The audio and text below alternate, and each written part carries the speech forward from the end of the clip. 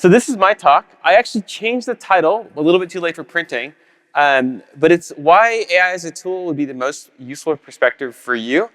The original title was my perspective, but I realized my perspective isn't what really matters here. It's you folks here that are building things. And this was, if you haven't listened to the podcast series that came out before Data Council, Brian actually gave a really good segue or framing for this foundation models track, because he said initially, maybe it'd be about pre-training and post-training, and realized like 2 seconds in that'd be a really dumb idea.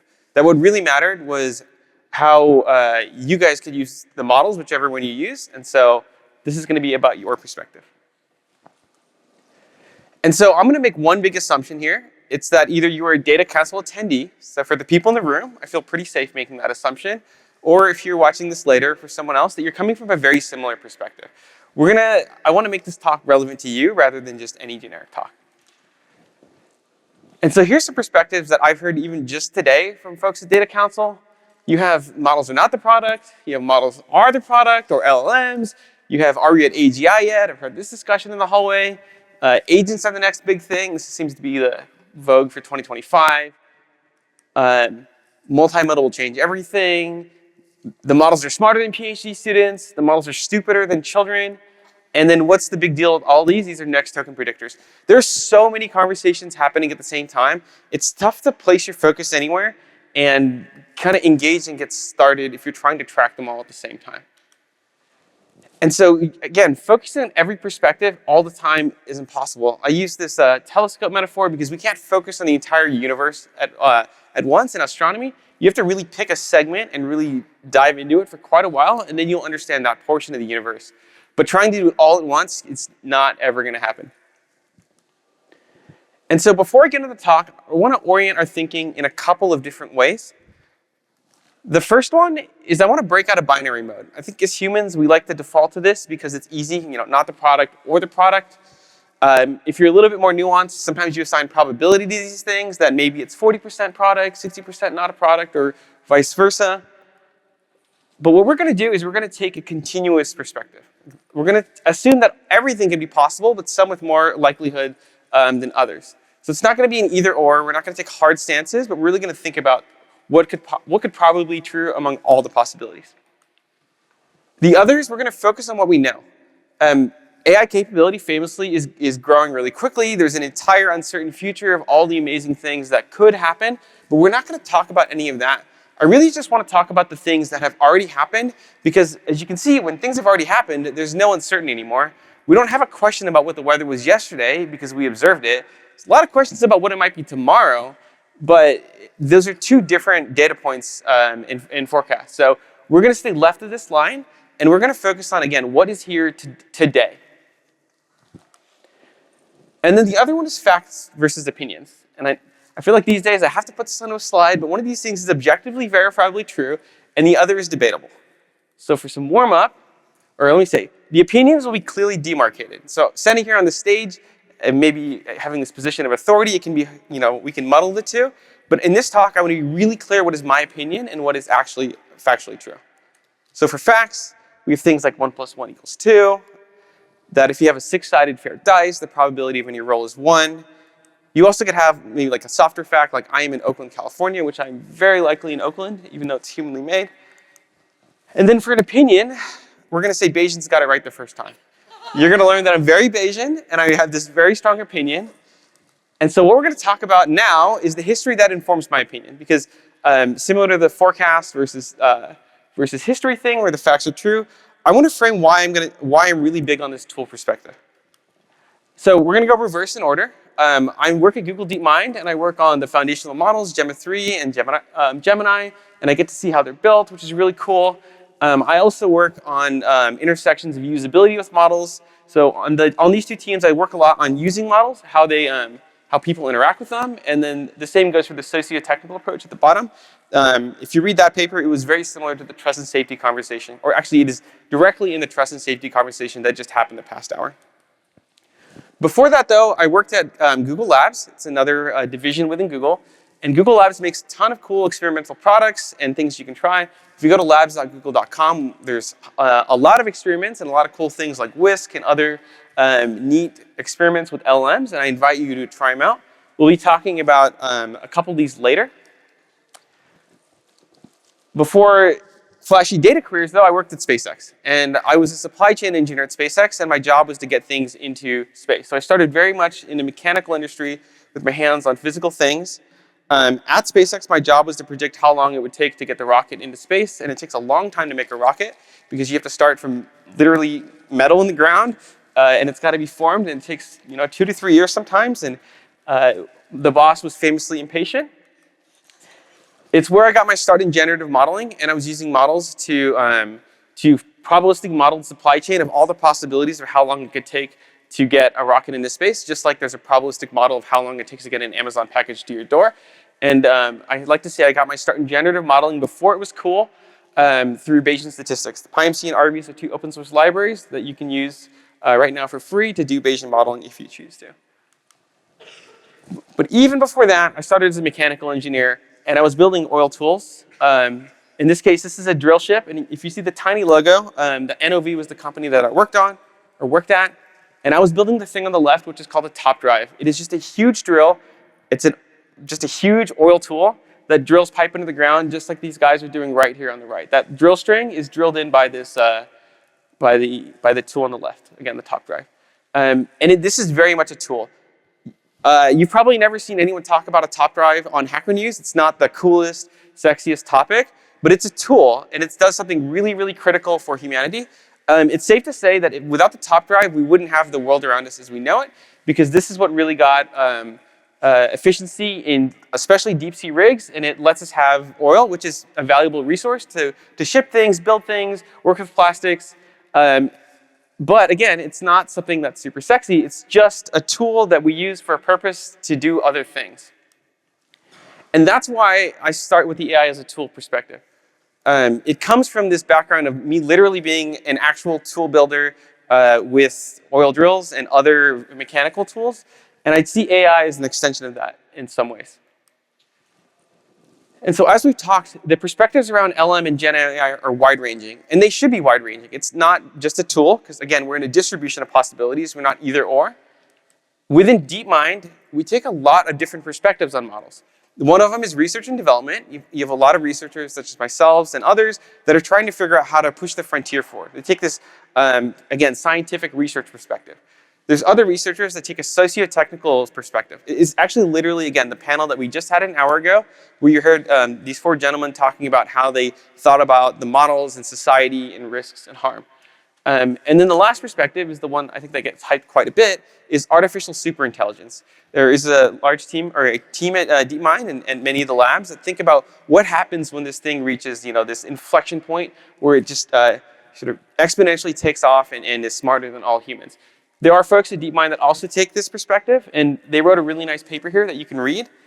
But I don't want you to take that perspective. Again, a lot of these things are different perspectives than the tool. A lot of these things are in the future. What we want to do in this talk is talk about why the tool perspective is the best grounding one for the folks that are sitting in this room, or at least likely the best grounding one for the people in this room. So I want you to think about this and AI being exactly the same. I think folks would recognize this is a very standard claw hammer. You've probably walked by it in many stores or at your handy friend's house and not thought much of it. But this is really the perspective we're going to take, that in your mental head, the classification algorithm would say these are equivalent or closely adjacent. And I'm going to motivate it because taking this perspective helps you avoid 3 traps that I commonly see. I've made them myself, but I see them from founders that are potentially here. I hear them from folks that ping me on Discord and other places where they start with a different perspective, and I have to walk them back because I know if they start with that perspective, they get stuck in certain areas. So the first one is I need to just hang a picture. I need to do a routine task. What tool do I need? Usually, you wouldn't grab a sledgehammer to do this. We recognize this is probably a little bit too big of a tool. This isn't even the biggest hammer. Apparently, this is the biggest hammer that I found online. You can imagine that if you need to hang a picture, grabbing one of these would just seem like pure insanity. The other one is you might say, okay, this is a totally reasonable thing I should get. This seems like a standard size hammer, but this actually costs $391. This is a titanium framing hammer. If you're nailing a lot of nails, it makes sense to get this. But if you're just starting out with one picture frame, this might be a little bit of a stretch. The thing is, though, with AI, I kind of see this happen a lot.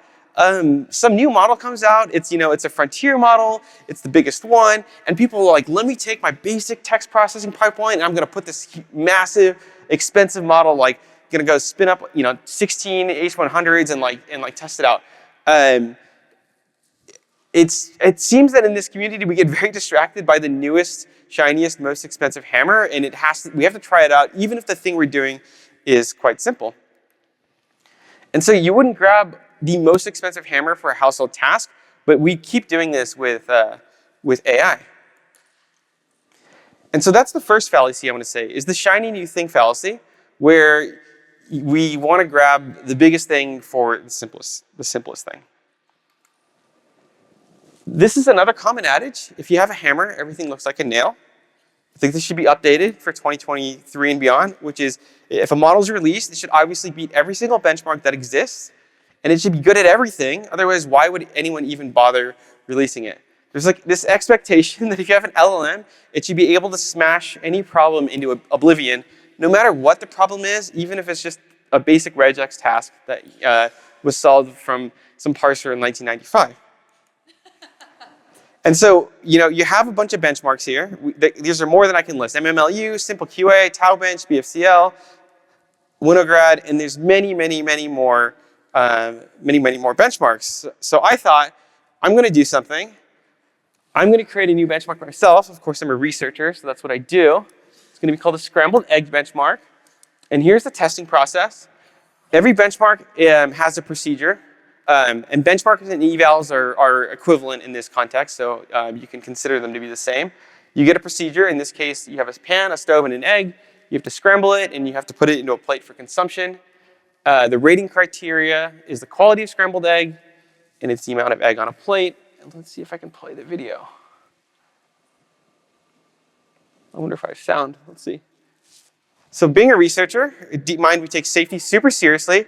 I actually got a scrambled egg and a hammer, and I decided to try this benchmark out myself. I have a tool. I'm going to use it for any possible purpose. In this case, it was scrambling an egg. All right, this was the result. So in my eval, it actually did a pretty good job scrambling eggs. I was actually surprised. This was about a $40 claw hammer that I grabbed from my house.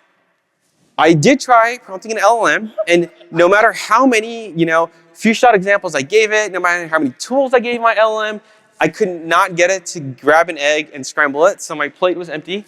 And then I did the normal thing, which is grab a spatula, and I got this here. I will admit that I actually genuinely got hungry because it took a while to record this, and this was actually my breakfast, so there's a little bit of benchmark and p-hacking going on here, where I used many more eggs and other ingredients, which is why it looks better. I cheated the eval, but I had things to do and I was starving. But it's clear, right? Why would anyone use a hammer to scramble an egg? It just seems ridiculous in the context of hammer. You folks are laughing.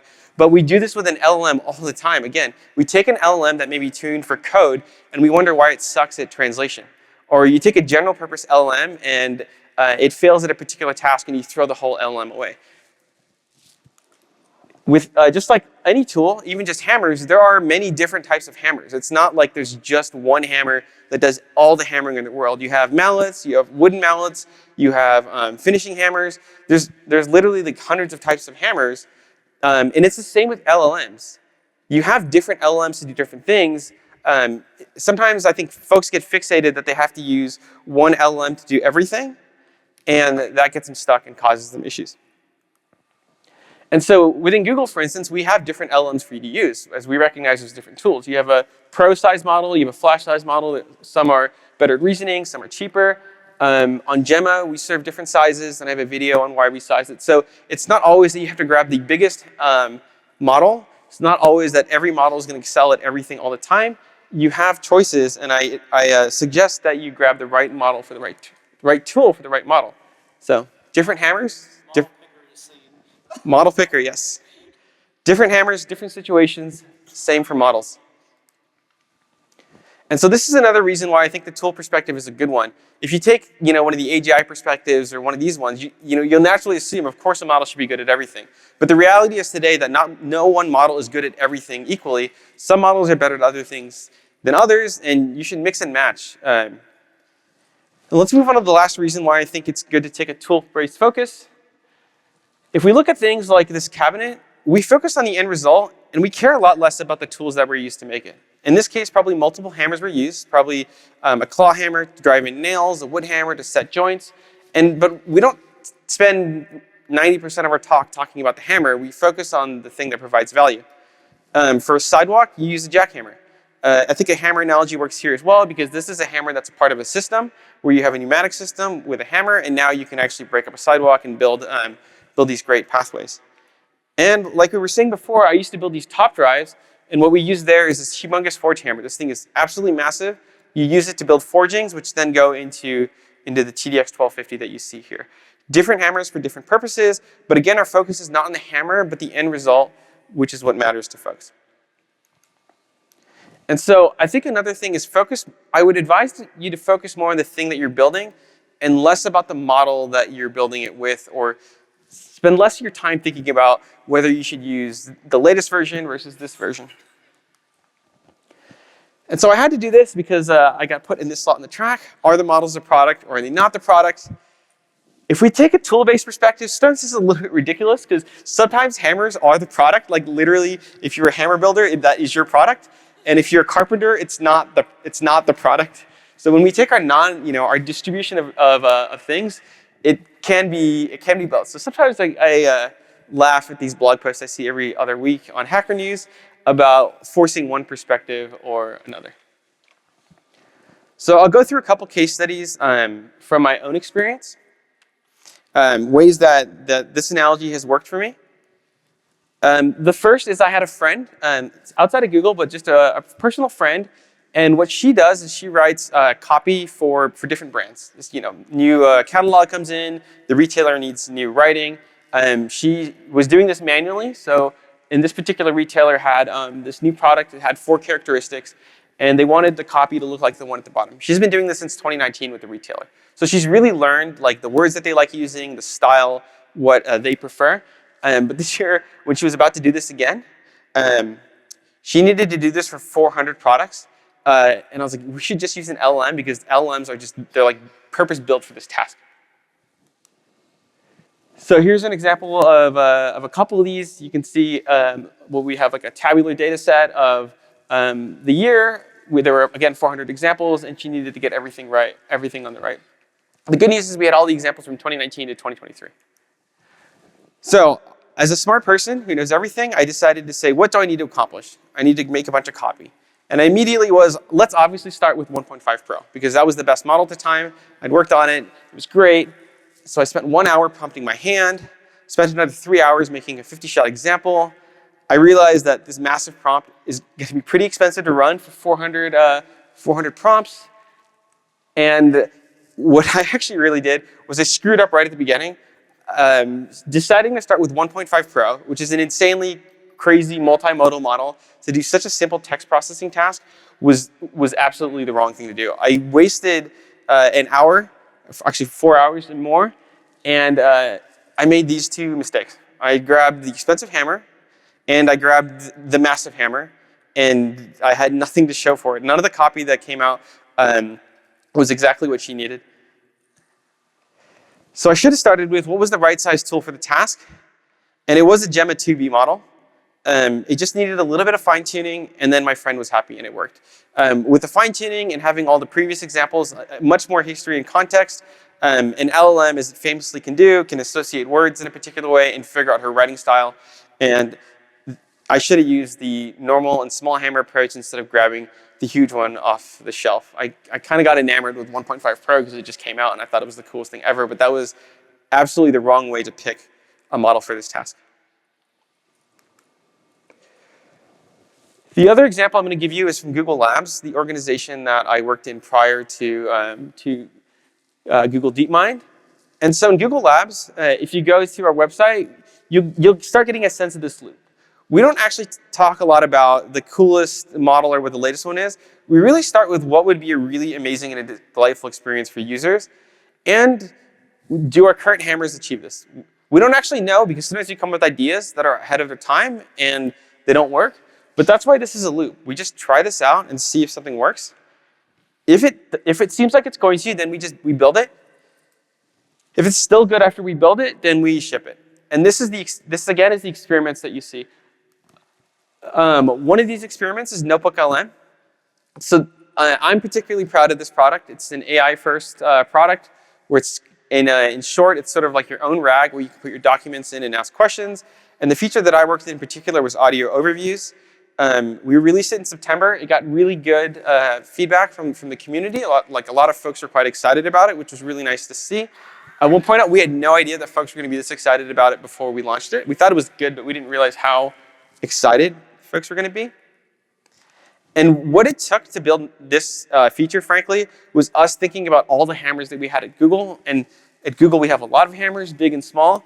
But it was more about how can we use the models to build something really good for users, or actually, if I should word it the correct way, what would be really cool for users? And again, can our current hammers build that? It's really a perspective on the product and the user experience rather than a model focus. And if you go look at Notebook LM, you won't see the model name anywhere. I highly doubt that we tell you in the product what's used. It's going to be in blog posts and marketing stuff outside, but it doesn't matter what the model is. It doesn't matter whether it's 1.5 Pro or 2.0 or 2.5. Like we're putting them in behind the scenes, but what matters is you folks like this, not that you know what necessarily is driving it.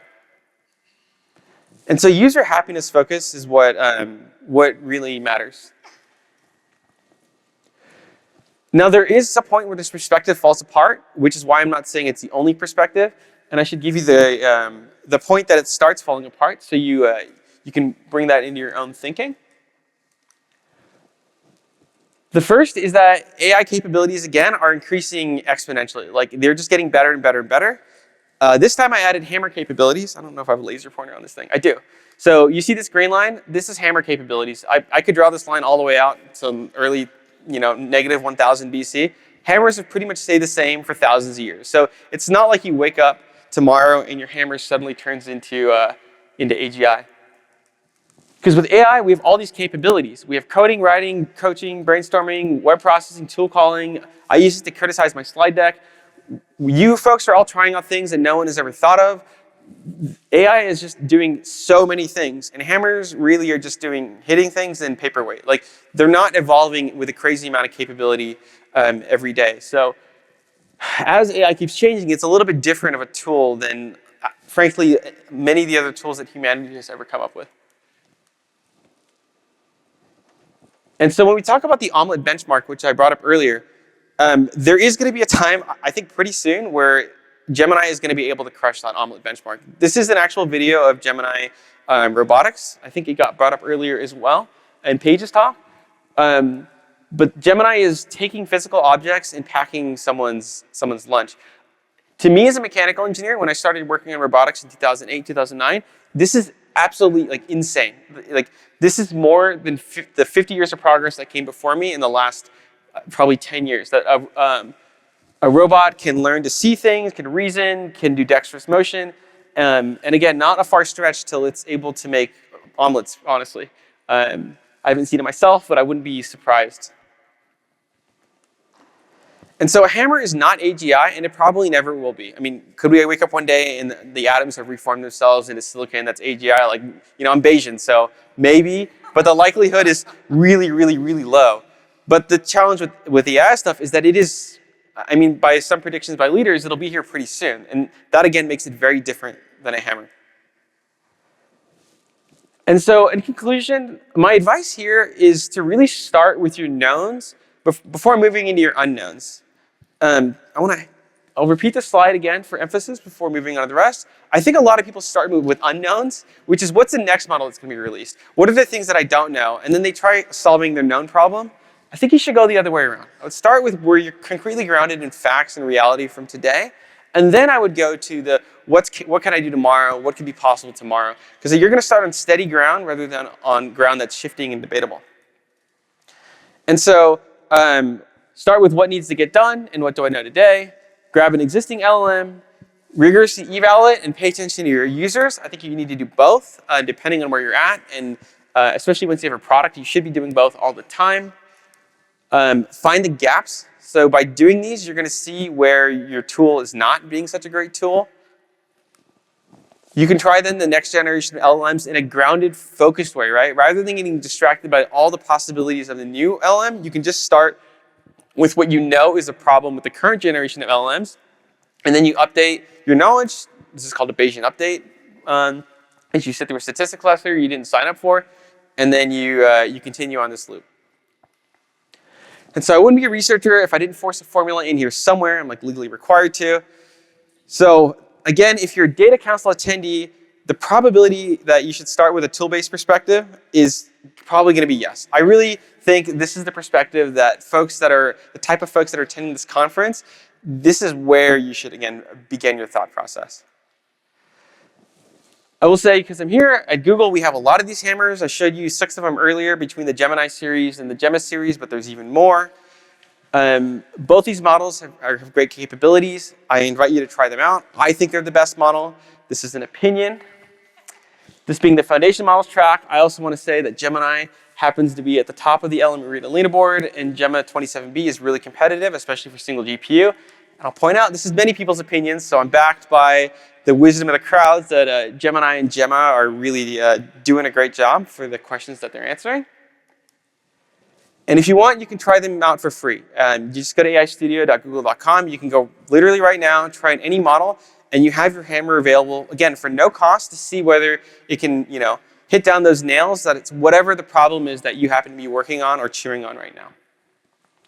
And so you can form your own opinion. You don't have to take my word for it, and that's really what this is all about.